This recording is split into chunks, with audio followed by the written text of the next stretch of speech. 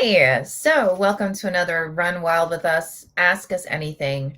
I'm Lisa Kastner. I am the founder and executive editor of Running Wild Press and RIZE Press. And I'm here with you every week on Thursdays at 5 p.m. Pacific Time, 8 p.m. Eastern Time to answer any questions that you might have. It can be about anything. It could be about publishing, it could be about editing, it could be about social media, it can be about marketing, it could be about what's it like being a redhead. It could be, whatever you want. So, if you do have any questions for me, and typically I'm here with some of our editors, we actually have several editors who work with us, and it's totally dependent on people's schedules. You're welcome to ask us whatever you want. Again, just go ahead and put your questions in the comments section. Typically, what happens is I'll then read your comment and out loud, obviously. And then myself and if anyone else has joined us this week, they will respond as well. So with that, I want to thank everybody. It's funny that I feel like we're still in the heart of COVID. I know that, I live in the Los Angeles area, and in most locations, they have lifted the mandate to wear masks. But a lot of places too, though. Hey, Peter. Hey, hello. Are still like the places are still have a recommendation that if you're not vaccinated to wear a mask. So Peter, I was just talking about how, even though a lot of places they've lifted the mandate to wear masks, it still kind of feels like we're in the heart of it. What's it like where you are? Oh, for the most part, people have left that behind in Florida. Mm. They've just followed the the rule that they think is correct, and they don't wear masks or anything like that. Flight servers on. Only a couple of people wore masks. I wore a mask just because why not? I mean, we've done it for so long, and I've known people who have died from this. I know people who've gotten really sick from this, and I don't want any part of it. So, I understand that. Absolutely. So I know you're currently working on a couple of titles. I didn't know if there was any aspect of that that you wanted to talk about or anything you're really super excited about. um, I found it interesting. The voice for the novel that I'm working on right now started out to be a little corny, little hackneyed, and then I kept reading. I put it down. Just kept thinking about it. I'm like, about the third or fourth time I went through it, the first couple of chapters, it struck me how the voice wanted to come out. And Mm. so you know how sometimes you don't really understand a book or a story until you've read it two or three times. Well, Hmm. this is the same thing. It's buried there, but I just want to bring it out just a little bit so it's more recognizable up front for first-time readers. Hmm. But it's an interesting voice and something I think that the author is playing with really well. Um, Other than that, I've yet to start on the second book. I just bogged down with work and travel and all that. So, but I'm excited to be working on it, and things are going along pretty well. That's awesome. Yeah, I'm still finishing up the novella anthologies. I think we're about 2/3 of them are done, and I'm in my the second round of edits. And I'm amazed. I mean, one technique I use a lot is I simply ask questions, right? Mhm. What does this mean? And I try to look at it, give the feedback from the reader's perspective, because at the end of the day, it doesn't matter what you intended to do. It matters how the reader perceives it. And if Right. you've actually used the techniques that are available to you to your advantage so that the reader comes out of it saying, oh, okay, I get this, right? So, I mean, some of these revisions are just fantastic. I mean, the authors really, really took them to heart and have done just really amazing jobs on them. So, I'm excited. I'm really excited. And it's a wide variety. I mean, everything from postmodern horror to, like social commentary fantasy with romance and horror elements to just like a full on, like a family drama. And it's going to be really, really interesting. And again, a lot of fun to get these out to people. So Is there you're saying that the eclecticism of the stories is really really varied, but is there any sort of through line that you had in the back of your mind while you're selecting novellas for the anthology? That's a great question. And honestly, typically when I'm picking novellas for the anthologies, I'm just looking for great stories. I'm not necessarily at the time looking for some kind of theme, because, and this is clearly a bias on my part. Mhm. I love reading a wide variety of things. And so I think it's a lot of fun to put out a novella, or rather an anthology collection that it has a little bit of everything. And so the reader can kind of like pick and choose what they want to focus on and get to experience.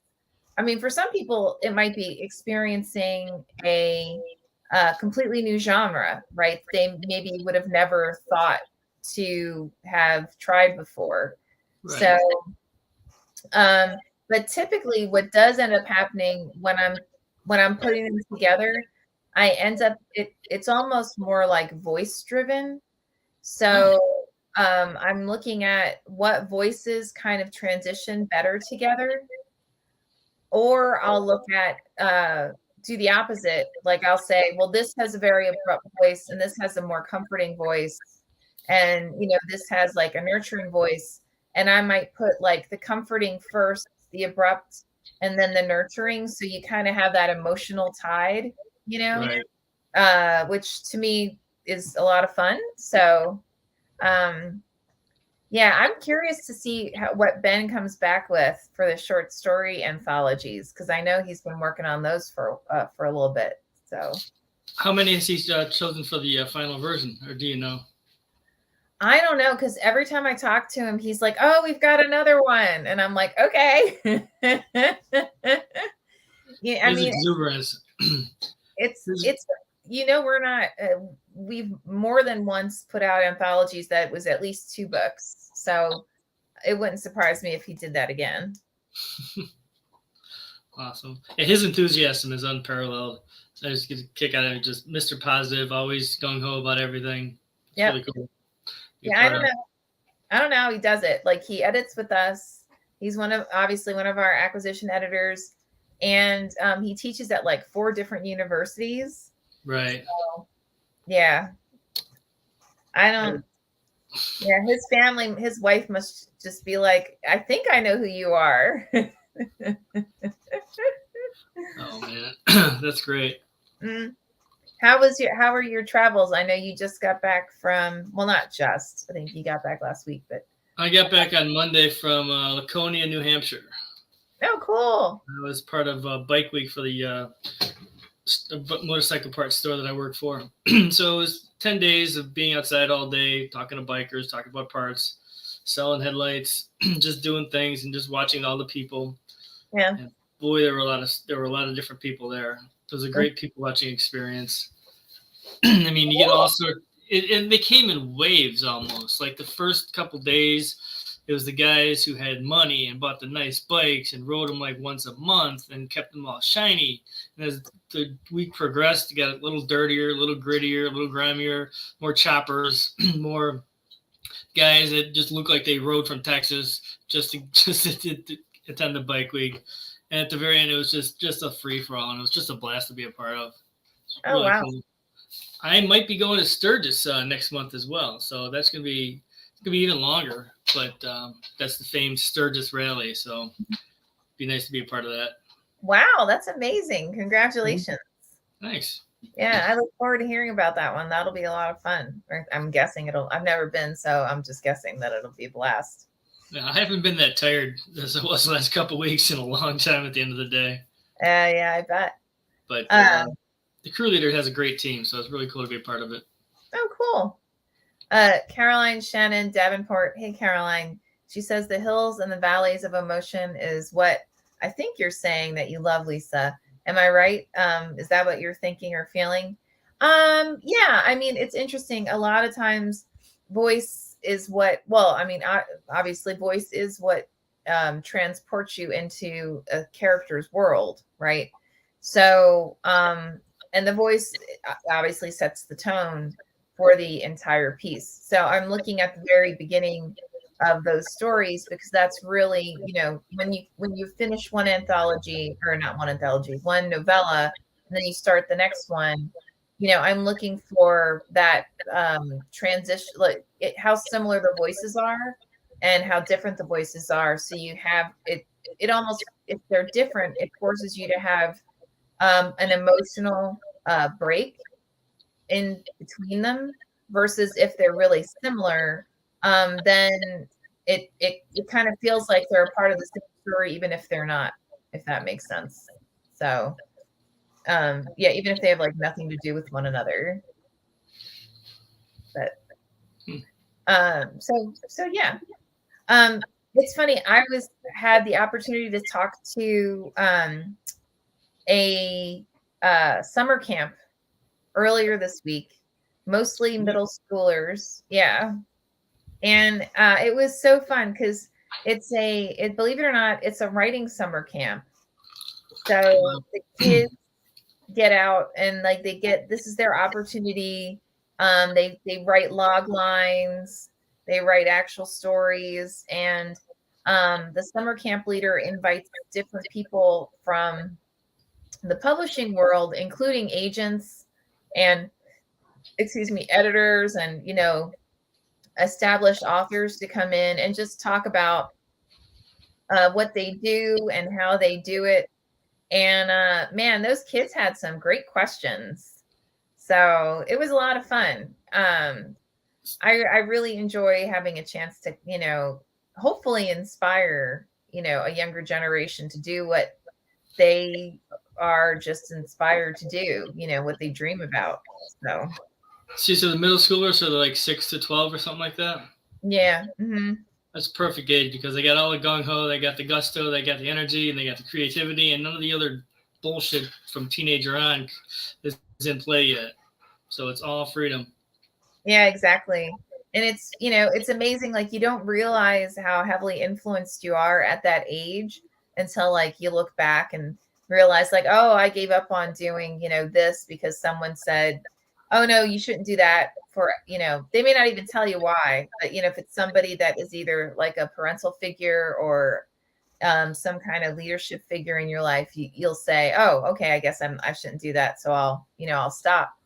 And to be able to give kids like, hey, these are all the great things that you could do with this, and this is why, and just go for it, right? If you're into it, just go for it.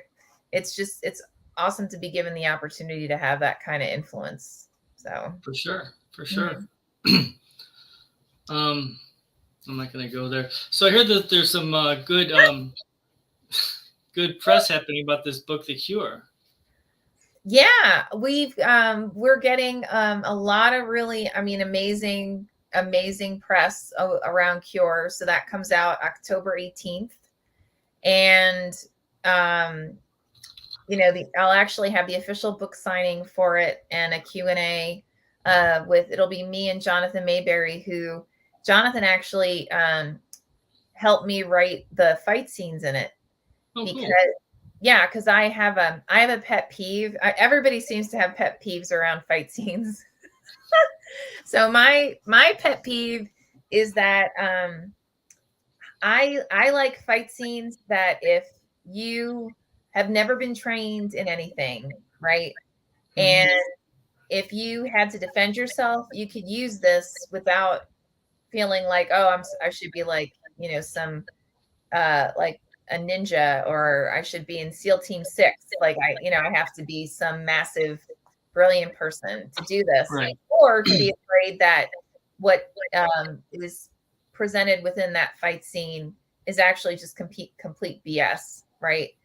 Um, and I grew up in a kind of a dangerous area, and when I was in middle school, they actually did during one of our like gym um, events or whatever, they had someone come in and teach us how to cheat. So, like, punch somebody in the throat, stick them in the like things like that, because our area was so dangerous that they were like, well, we'd rather have these kids know how to defend themselves in some way than not. And that was pretty brilliant, because let's just say I had the opportunity to use those bits of cheat more than once. So and it wasn't like a little thing. Like it was a pretty significant interaction in I'd say almost all cases. So anyway, so I wanted to have this where the protagonist didn't know how to fight, and so she was dependent on just using different ways of that I call cheating, right?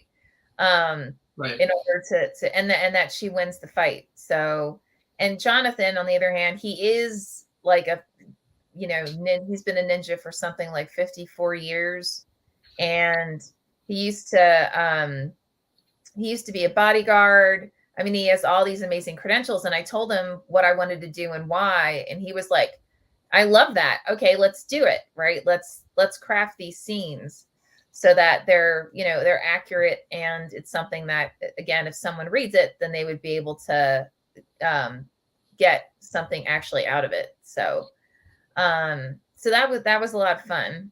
But like, I have a bunch of stuff in it like that.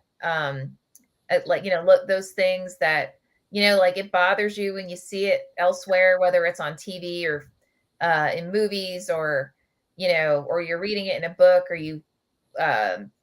you're listening to an audiobook, and you're like, I don't think that's right. Or I know that's not right. Like, that really bugs the hell out of me. So I thought, F it, I'll do it, so. It's fiction, isn't it?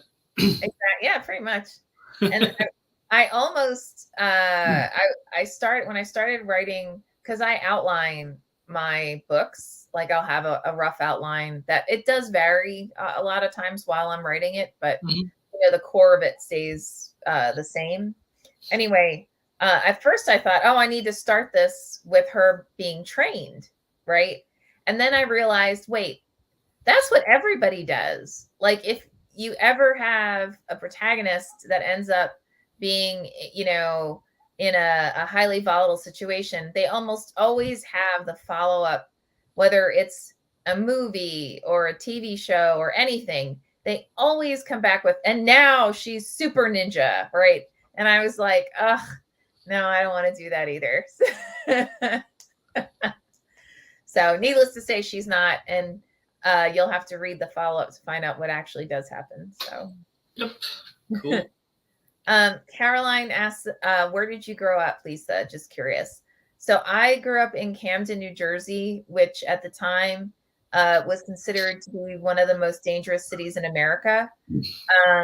We had one of our high schools actually had a death rate. Yeah. So it wasn't the high school that was around the corner from me. But they also, I actually ended up going to a private school. I went to Morristown Friends School for high school. I got a scholarship because the way you were assigned to a high school, it wasn't necessarily geographically based. They wanted to make sure that there was a balance in terms of ethnicities. And so there was a high probability that I was going to be sent to the school that actually had a death rate. And when my father found that out, he was like, oh, hell no. Like, we need to get your butt in a private school because your mouth is too smart for you to not to stay alive. And I mean, I got his smart assness, so he was right. But yep. It comes naturally, Yeah, pretty much. So how about you, Peter? Where'd you grow up? I grew up in Chicago, so wasn't a bad neighborhood. Actually, it was a nice neighborhood just north of the city. We moved up the suburbs. I found my share of trouble because that's what kids do when they're 13 or 14, as I was saying earlier before. Yeah. But it was nothing compared to what you were talking about. I mean, we had the gang activity we had was one guy saying that he was in a gang in Chicago that we never saw him with. So it's like, okay, you're in a gang with Bobby, sure, yeah, gotcha. But we all believed at the time when we're 13, 14 years old. So You're like, other yes, than that, yes, you are. other than that, it was pretty. It was very. It wasn't violent. It was very boring, rather. So that's why I had to use my imagination to make things interesting. I was going to ask you, so what got you into writing and editing? Like, yeah, what brought you into all this? Well, I mean, basically when it was like 1999 or 2000, I was working every day. I'd come home, just living by myself, and I'm like, all of a sudden, I'm like, I can watch TV for 3 hours a night and go to bed, or I can see if I can write a book. So every night after work, I'd have dinner, and then I'd go write. And that just happened over and over and over again. And my word count grew, and the stories grew. I mean, they were awful, absolutely terrible, because I had no formal training whatsoever. And the people that I showed them to told me that. So it's like, okay, fine. So I kept writing. I've written like 4 books, none of which will ever see the light of day until I do a revision, knowing what I know now. But it's just something that it pulls me in. It's something I have to do, something I want to do. It's a part of my day. Just like, to make a habit, you do something every day for 30 days, right? And you've got to have it. Well, writing is something I've been doing for 24, 25 years, if not longer. Wow. And it's just something that, well, finally I got the clue. I talked to an agent. She's like, well, take a class, learn about the craft. And that started the trek from University of Chicago up to VCFA. And editing was is like, well, when you put the offer on, I'm like, I think I can do that. I mean, I kind of pretty good with sorting out stories or knocking out plot or whatever. And it's like, okay, we can give it a try. And I think things turned out pretty well for us. Yeah, absolutely. And I mean, I enjoy it just because I ask a lot of questions as well, because I'm not trying to alter or change anything, but I am asking, like, can we pull the author that I'm working with now? He falls victim. That when authors, they get the picture in their head of what they're seeing, and they see the action, they see the actors, and they see the actors at the table, and the actors are talking and talking and talking and talking and talking and talking. We have no idea what the hell the rest of the scene looks like. So there's no context, there's no place, there's no, okay, that eagle picture over there is affecting the main character like this. So it's like you need to pull back a little bit, and it's like, okay, dude, just where are we? How is this affecting the main character? What is happening that isn't happening in this scene? That's like kind of a subplot that'll add into what we're reading, while also giving us context and place and color and sound, all the senses. And it's really easy to forget that, because you're on a roll and you're driving along and you know exactly what's going on. And then you hand it to somebody and you go, well, where are we? I've said that half a dozen times already. So it's no big deal. It's easy to fix. I mean, I worked with authors. The first book that I worked with them, there were a lot of questions. The second book, barely any at all about place. They just incorporated what I had asked about into the next novel. And it works so cleanly when you do it right. You're saying seeing the changes that the novella authors make. When I send a story to an author, I ask them, they don't mark it up, they don't highlight anything, they just make their changes and move on down the road, because I don't want to see what they changed. Because there's a part of me when I'm reading a passage that I know I ask questions about, that they made so nice and so clean and so tense and exciting. They're like, that's what I was going for. That's what I wanted you to come up with. And I had one author highlight every change that he made. So I had to go through and delete everything and then go back, and the magic was gone, because I had already seen which parts had been highlighted. Now, he did a great job, and his book's coming out, I think next year, early next year. But it's just like when I could just see this organically, see the changes that the authors make the first round and the second round, and then the tweaking at the end. It's music. I mean, it's just music the way in literary form for me. I love it when, to your point, like I give some suggestions. Again, like I ask leading questions, right? Like, why is he doing this? And who is this character to him? And, why is he behaving this way towards her, or she to him, to really kind of make them think further about what is the relationship between them. Right. Right. And same thing, like in terms of, environment, like where is this happening? Why is it happening here? Is Hmm. that significant?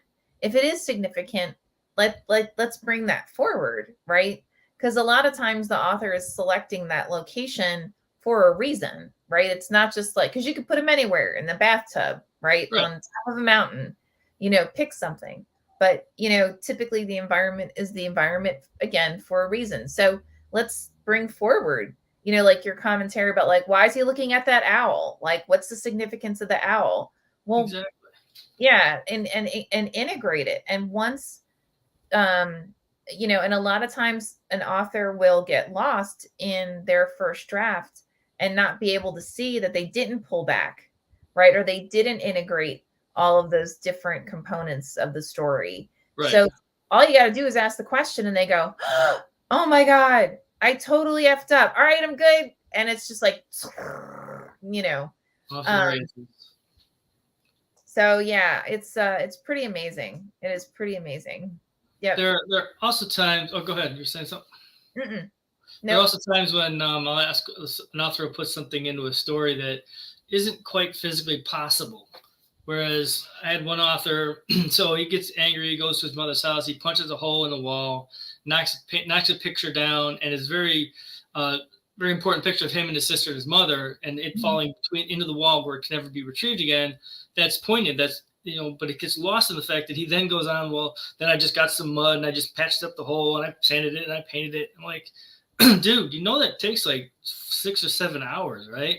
It's not a 1, 2, 3 kind of thing. I mean, I've done that stuff. You got to wait for the mud to dry, and then you've got to put a second coat on, wait for that to dry, and you got to have different time sets. So he ended up cutting all that crap out and just left the part where he punched the wall and the picture fell through, and it was so brilliant. It just Mm, highlighted it so well that the other stuff wasn't necessary. He's a good guy. He's going to do that anyways. It's not really important to the story, but mhm. it highlighted the exact moment that he should have highlighted that made it so brilliant. I mean, yeah, totally. And it's funny because you can tell when an author's written a section that this was important for the author, more for, like, for their own edification, right? Uh-huh. But then when you question that, like, so how is this either enriching the core story or complementary to it, or is this a component of, like, a subplot? And when you ask them questions like that, all of a sudden it's like, oh crap, oh, I guess it's got nothing to do with nothing. I thought it was fun, you know, Mhm. and then suddenly, you know, it's edited out, which is great because it really does. I mean, even if it's just a paragraph, if it really doesn't take the story anywhere, you don't realize how much of a sidetrack it becomes for the reader, in the reader's mind. Like, wait, why are we talking about fruit? Like, who cares about cherries? Right? Exactly. And then it's like, oh yeah, sorry, and But that's how it happened. We had a bowl of cherries on the table. It's like, I don't want to fucking hear that. This is then fiction. It doesn't matter how it happened. Is it gonna work with the story, or is it gonna make us segue out of it, break the moment, break the tension, and then make us think about it, then go back to the story? I mean, I highlight those and say, dude, is this necessary, or is this necessary? Because it's completely distracting. And like you were saying earlier, is I'm taking the part of the reader. You know, right. I'm reading this as the first time as the editor, and like if I'm distracted, if I'm taken out for any reason, that's a red mark because that's a flag. That's extraneous. It can be lost. It's not necessary, or it can be moved. Move to Mhm. a different part of different part of the chapter, or make its own chapter. I mean, there's always options. But distracting stuff just for distracting stuff, like some authors will, they go 5 sentences, got to have all 5 sentences on every page, all 5 sentences. So like, well, in theory, yeah, that works. In theory, you want all the 5 sentences because you want to engage the body, the person, but you can't do it you shouldn't do it just for its own purpose, because Right. then it becomes its own thing, and it's another character in the story because it's so viable or so important or so uh, recurring that you can't get away from it. So Yeah. this is Yeah. writer foibles. I mean, she's anything I bring up, I've done whole 10 times worse on my first couple of drafts. So Oh, we all do it. I mean, and mhm. that's how come we're able to flag it, right? Is because we've done it and we probably still do it. I mean, I know I still do, and that's why you need an editor or at least a third party to go back and look at it and say, oh, check that out. Like, did you ever think about doing whatever? So it is, for those of you who've just joined us, just wanted to say welcome to another Run Wild with Us, Ask Us Anything. I'm Lisa Kastner, the founder and executive editor of Running Wild Press. I'm here with Peter Wright, who is one of our brilliant acquisition editors. And if you have any questions for us, we would absolutely love to hear them. All you got to do is go ahead and pop them in the comments section of our live stream, and we will be more than happy to answer them. If you are watching this and it is not between 5 and 6 p.m. Pacific time or 8 and 9 p.m. Eastern time, that isn't a big deal. All you got to do is go ahead, still pop your questions in the comments section, because what we usually do is we go back during the week and we'll look up all the different questions that we receive and we'll respond to them in the subsequent week. Don McIntyre says, which do you usually prefer, the book or the movie? I'll let you start on that one. It depends, because I've seen some brilliant books that, man, that movie sucked. And I've seen some good but not great books that the movie kicked butt. So I actually, like I Am Legend, I actually prefer the movie to the book. It's totally different, by the way. It's like basically the same structure, but there's a lot of key aspects to it that they changed for the movie. And but like The Great Gatsby, I prefer the book to the movie. Mm-hmm. Gosh, there's just such a long list of both books and like book, short stories, novellas that have been made or are being made into TV or films nowadays. I feel like you can't generalize. What do you think? Well, my answer is along the same lines. Is sometimes it's the movie, sometimes it's the book. However, what we're adding into the equation here is another creative mind that's going to take what they think is important, like you were saying, and put that onto the screen for the story that they want to tell based on this story. Mm-hmm. Now, sometimes it works out great. I mean, I always go back to Shawshank Redemption. I mean, the director took the several wardens that were in the story, condensed it into one. He changed a couple other things, and that movie the movie shone. It was really cool, really well done, well acted. And then there's other movies that are so true to the book that there's really no difference between them. Are you familiar with the novel The Circle? Yeah. Mm-hmm. Yeah, that was written by Dave Eggers. Great guy, big heart, beautiful, great guy. But the book was exactly the same as the movie. I mean, I was looking for something that was a little bit deeper, but there was nothing that happened in the movie that didn't happen in the book, and nothing really happened in the book other than what this play-by-play that the movie was. But yes, like the more recent Dune version of Dune. Like I prefer Dune the book, and I liked the first version of Dune better than this version of Dune, like film version, for a lot of artistic reasons. But it was funny because I knew so many people who left the theater and they were like, wait, that was it? And I'm like, well, no, clearly all he did was set things up to have Dune 2. Like, right. Which if you've never read the books, you may not know that. And if you've never seen the first film, you may not realize that either. But yeah. Caroline asks, to both of you, what do you like most with working with authors, as you both are writers? What I like most is what we're both discussing is bringing out the richness of the language and bringing out what the author wants to be there, but didn't think to put it in on the 4th or 5th or 6th draft. Just pulling that out of the author and making the work just so much better, because we're not stamping anything on top of it. We're just coaxing the author to say, okay, what about this? What about this? What about this? And they're coming up with a tighter manuscript that's, that hits all the elements and it's just really fun. And like I was saying before, I was reading a passage that I've asked questions about and they've revised. It's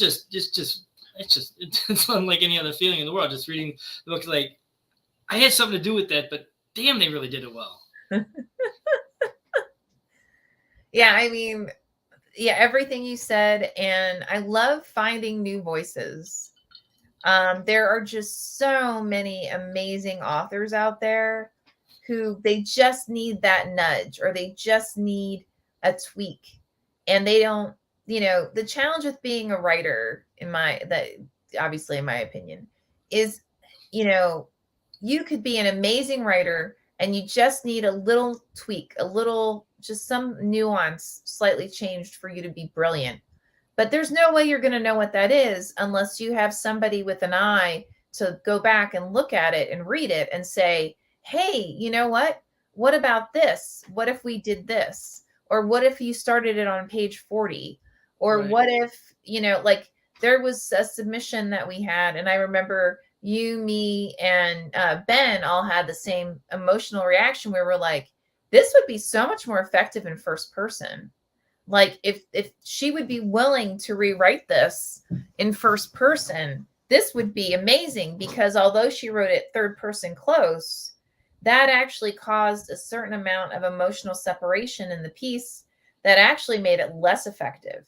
Mm-hmm. And so if she would have revised it in first person, it would have just, blown up gorgeously.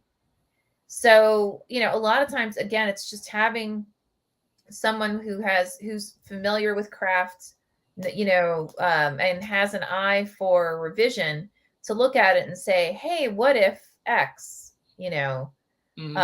like just try it, see if it works.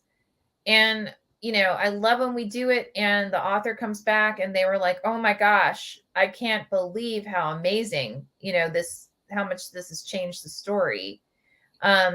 It's funny, a lot of times, like, especially if I'm going through it and I'm asking like a lot of questions, or like I'm changing, because oftentimes, at least American authors have a tendency to write in the passive voice. So they use like passive verbs. And so I'll revise it, the sentence, just the verb, right? So making it from a passive to an active verb. Yep. And because we speak that way, they don't realize that's what they've done. So I kind of have to point out, like, hey, FYI, this is considered a passive verb. If you want this to be more effective, like I'm revising, to making this change. And some authors get it and they are just thrilled. And other authors, it's like they're so embarrassed. And I'm like, hey, there's nothing to be embarrassed about, right? We're in a collaboration here. This is a partnership. So I'm learning from you as I'm going through this, and, making recommendations. And hopefully, the recommendations I'm making to you, you're learning from me, and it helps elevate the story. So It really does affect my writing as well because of what I mean. At the one hand, it makes it a little bit more difficult because I'm striving for perfection with every sentence. But on the other hand, it's like, okay, well, I remember this from this novel, so I want to tweak it this way, or put this from a different way, based on what I've edited and what I've suggested. As far as the passive voice, I find that, and I generally try to adjust it because it doesn't pull the reader away from the story, but it sure as heck doesn't pull them into it either. right. I mean, because it's like, this happened because this happened. Well, why did this happen? Well, because that happened. Like, okay, that's not interesting. That's not plot. That's not fun. But so I look for that. I also look for images, so that the images that are in the story fit the story, as opposed to they're just completely out there images. Mm-hmm. Like this one is like, I mean, they're generally really good images. Like I was walking down the street, and this fellow was carrying a bird that was dressed like the electromagnet light bright 70s star, da da da da da da da. And you can see the image, but it had nothing to do with the story of the bird or anything. So, okay, we understand the image, but it doesn't help the story. It doesn't streamline the story. It doesn't give you any sort of clue or insight into the story. Now, sometimes that's acceptable, but for the most part, you don't want to keep keep things moving in the same direction so that the readers can pick and choose as they go along what's important. The thing that astonishes me is that as writers, we'll watch movies Mhm. and we'll see, okay, well, that meant something, and that means something, and that was there for a reason, this was there for a reason, and that was there for a reason, this, that, and the other thing. And like, that's the same thing as a book. That's Yeah. what we're supposed to be doing. Is to put the clues in the story that the reader can either enjoy or fear from or be afraid of, just to set the mood or set the scene for the stories. Like, so we already know, we've already seen how it's done. Just Mhm. some writers just don't quite make that leap, and once you help them make that leap, their stories just become so much so rich and resonant. Oh yeah, absolutely. Mm-hmm. Absolutely. And yeah, I really find it like the whole process fun. Um, and I love, especially when a piece is done and it gets out to readers and the readers are like, "Oh my God, this is amazing." Right? There's nothing like knowing that you had a part in bringing that, forward. Right. So, yeah, totally. Caroline says, "You're both so right. The editors I've known who can do what you both do is such a help." Um, yeah, I mean, it's funny too, because I think, and this is going to go back to like, there's stuff that you just don't know because you don't know, right? And that's not only true for authors, it's also true for editors, which is why all of our editors have to go through, in essence, a test and perform an analysis of a sample chapter or sample pages and let me know what their feedback is on it. Um, because there's so much about editing that it's really in my opinion, you have to be really well read. You have to be very open minded. You need to be willing to, uh, I think I learned the most, not just from, writing stories and from, taking classes, but more so from deconstructing my favorite authors. Hmm. So, I'd gotten feedback or I'd gotten a recommendation from this like brilliant workshop leader at Loaf. And he said, because I think myself or someone else in the class asked, like, what did you do to get to where you are? And jokingly, he was like, well, I was in college and I drank a lot. And I would just, like go in my room after, having a couple of drinks. And then that gave me the balls to submit it. Right. And then when he wasn't kidding anymore, he basically admitted he had never taken a workshop. He had never taken a class on creative writing. How he learned how to write was when he was reading his favorite stories. When he got to a section that he was like, holy shit, that was amazing. His first question to himself was like, wait a minute, how did he do that? And so he would go back, analyze that part and figure out like what was getting him to have that emotional response. How did the author set that up? Right. And then that way, by deconstructing it, he was then able to say, okay, I can now use this in my own writing. These are now tools for me. And I think a lot of um, up and coming editors and writers, they don't realize that, you don't have to go to a workshop. You don't necessarily, like, I know I have an MFA, Peter has an MFA, Ben has an MFA. But like, I even remember like literally the first workshop I ever had at my MFA, the instructor, we were assessing this novel I had written. And at the end of it, he was like, well, this is done. You should send this out. And I thought, why the fuck am I here then? Like, oh my God. Like I'm getting an MFA in creative writing so that you can tell me that I should go out and just do it. Like, shit, you know?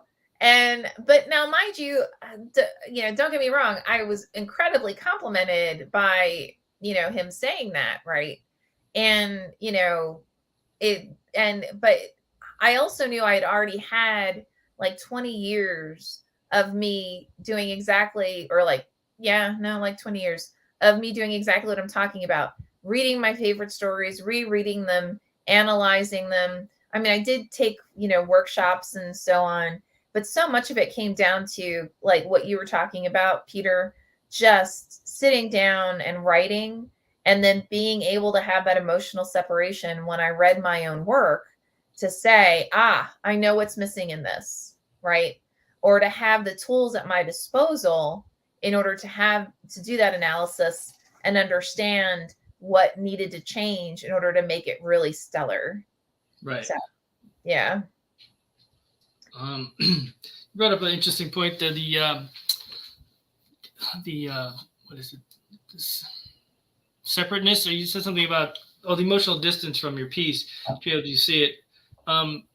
That's another thing that a lot of authors that I try to not assuage them or of that or anything, but it's like I can't really worry about their ego when I'm Yeah. asking questions. I'll go through and I'll fix things because I'll be 2 o'clock in the morning. Like, what the fuck is this all about? And I'll go back and fix it. So like, could you do this a little better here?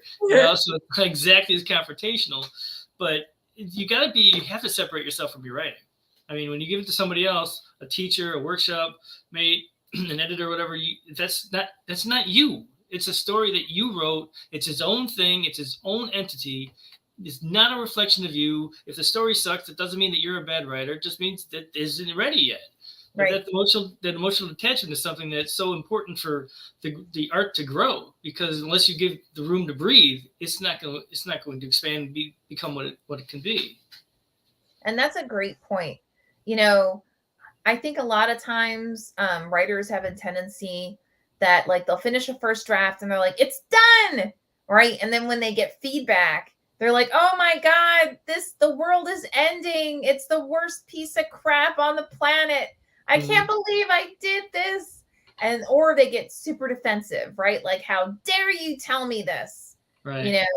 And I mean, at least if the feedback is from someone who knows how to give feedback, right? And I've actually had a few conversations in the past around, what's the value of like a writer's group, or what's the value of like a workshop, and so much is dependent on the fellow participants understanding what stage that piece is in. Like, is this a first draft? Is it a second draft? Do they think does the author feel like it's a final draft, right? And then giving feedback that's appropriate for that stage of the writing. And again, also, just making sure that those who are giving you feedback are well knowledgeable and well skilled, right? I mean, you've got to do it in order to get there, but anyway, I mean, I know people who've been working on short stories for like 10 years, 15 years, and then it just needed to have time for the for the author to get to a point where they had the skills to bring it to that level, whatever, that it's actually publishable. So Ben said hello. yeah, Ben White says, hey, I just got out of class, can you repeat everything I missed? So I'll tell you what, that's why this baby's recorded. So Ben, I think you can just go ahead and you can, once this is all done, you can grab your sandwich and you can sit down and you can just check out the whole schmear. And then your Tookus has to be here next time so you can answer some of these really awesome questions. I'm just saying. Caroline says, I so agree with you on this, Lisa. I'm a firm believer that you need to read, but read the best. As a child, I cleaned out the library of all the classics way above what a child should read. I dissected them, was totally curious about how they did it, and put a book together. Absolutely. It's interesting because, there's this saying that you are a reflection of those who you surround yourself with, right? So if you want to elevate, if you want to get to whatever that next level is, whether it's in writing, whether it's in editing, whether it's just, in your social circle, you really need to seek out people who are at whatever level that you want to be at and, learn from them. And, that can be through writing. It can be through, it could, watching brilliant movies, right? It's just surrounding yourself with people who are, if not at the same level you're at, at the next level, whatever that next level, is, or two times, higher. That's also why I'm like a huge advocate of, if you want to do something, yeah, just dig in and do it, but also seek out those who've already been very successful in what you're trying to accomplish, and give them a buzz and ask them, hey, do you mind if I ask you a couple of questions? Can I interview you? Would you mentor me? Right? Because you would be shocked at the number of people. Not only will they say yes, they'll say yes with like bells on, right? Because they still remember what it was like. And oftentimes they themselves still have mentors. So, if you want to do something, just jump in, man, do it. But again, surround yourself with people who are already rock stars in whatever it is. So, if you get that opportunity, absolutely you should go for that. I like to expand on the whole which workshops would be good and which ones wouldn't be. You're not going to know if workshop's good until you actually get there. So you need to go to several. Iowa's Writers, the Iowa Writers Festival, or different schools or different programs. Just go to workshops, go to libraries, have writing groups.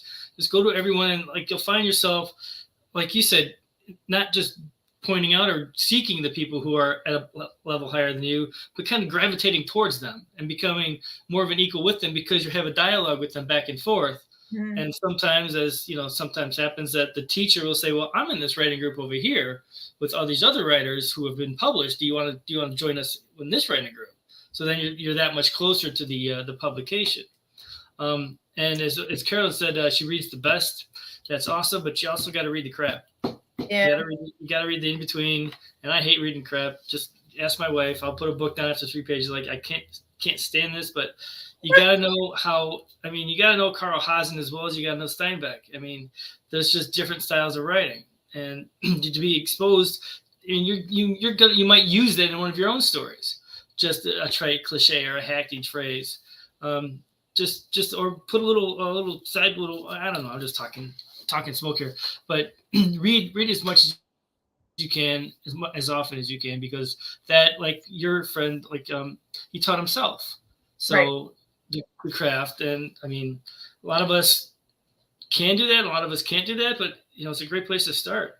Yeah. I mean, when I took my first writing class, my writing, it was butchered, absolutely butchered by the teacher. That helped me develop my thick skin and the distance I put between me and my words. I mean, I was just eviscerated to a point where it's like, that's not me. That's not, she's tearing apart just a piece of story. It is not me. And that's helped me ever since. But, well, my writing wasn't where it needed to be. I mean, it still got me into the class, still got me qualified for the program. Mm-hmm. But my editing skills were already there. Mm-hmm. So while I couldn't write the way I wanted to writing, I could analyze and comment on other students' work in such a way that it's like, that I understand the concept, I understand how this stuff happens. I just didn't understand how to make it happen for me.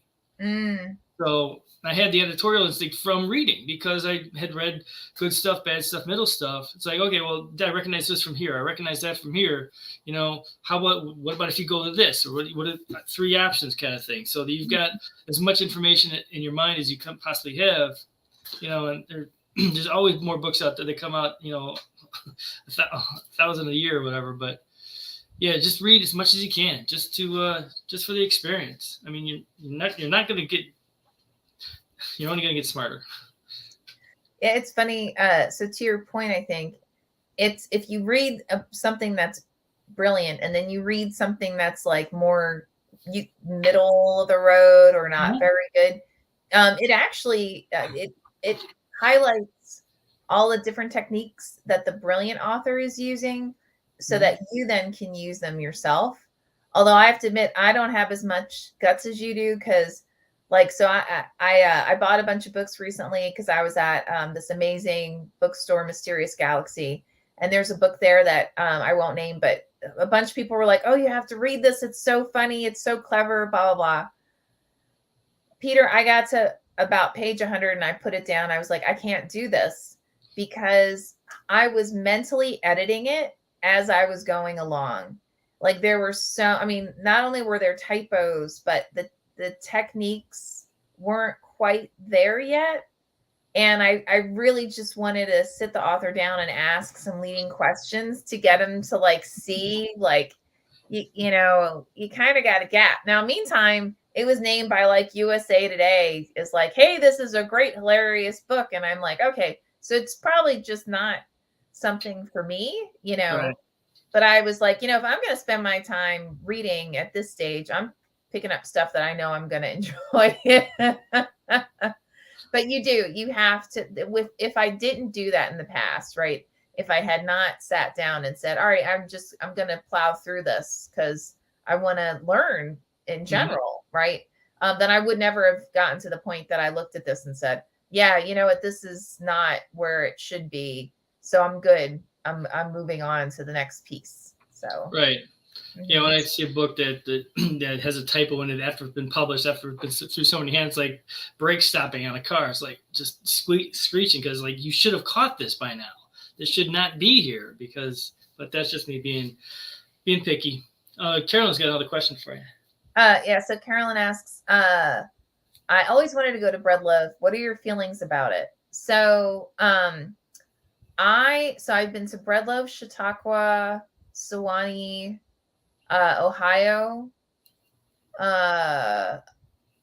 almost all of the biggies. I highly recommend it minimally because you get to learn from some of the most brilliant writers that you'll get to interact with. It also will broaden your circle of friends. So that whole thing about, you know, you want to be surrounded by those who either you want to become or, you know, those who can elevate you and you can elevate them. That's a great way to do it. That said, I haven't been to one in a long. Oh, and Yale. I also went to Yale, which I loved all of them. The only reason I don't go as an attendee anymore is I have had at least 2 to 3 different workshop leaders pull me aside and say, you need to stop coming here as an attendee and you need to start coming in as a workshop leader. And I was like, the first time it happened, I was kind of surprised. And the second time it happened, I was like, okay, I think I need to start listening. So by the third time it happened, it was like, yeah, I definitely need to listen. Because at that point, I was already teaching at some conferences, but not at others. And so yeah, so I, again, definitely worth it. And a lot of them actually now offer things like where you can send like 100 pages of a manuscript that you're working on. And if the workshop leader doesn't read it, they'll have their assistant read it. Now, that's kind of a misnomer, especially for Bread Loaf, Ohio, and Sewanee, because at least back in the day when I would go, the assistant was actually a published author whose book was coming out soon. And a lot of times it was a published author that book was getting a lot of acclaim. So for you to get your piece reviewed by that individual was actually a huge deal, right? So I'd say, yeah, definitely just go for it. I know all of them, I believe. You used to have to send in like samples of your work so that they could, see that you're at the level, the same level of the other attendees. Because also understand a lot, especially Bread Loaf and Sewanee, a lot of times you're attending a class with other attendees who are already published, and some of them with major publishers. So don't, if you get in, man, it's a huge deal. Just go for it. So, okay, I think that we are actually at the top of the hour. So I want to thank Peter again for joining us. I want to thank everyone who asked such great questions for asking those fabulous questions. And for Ben, who's now joining us, sipping his beer probably after another hard class. And I want to thank you, everyone who is watching us, for joining yet another Run Wild with us, Ask Us Anything. I look forward to seeing you next week, and take care. Have a great rest of your week.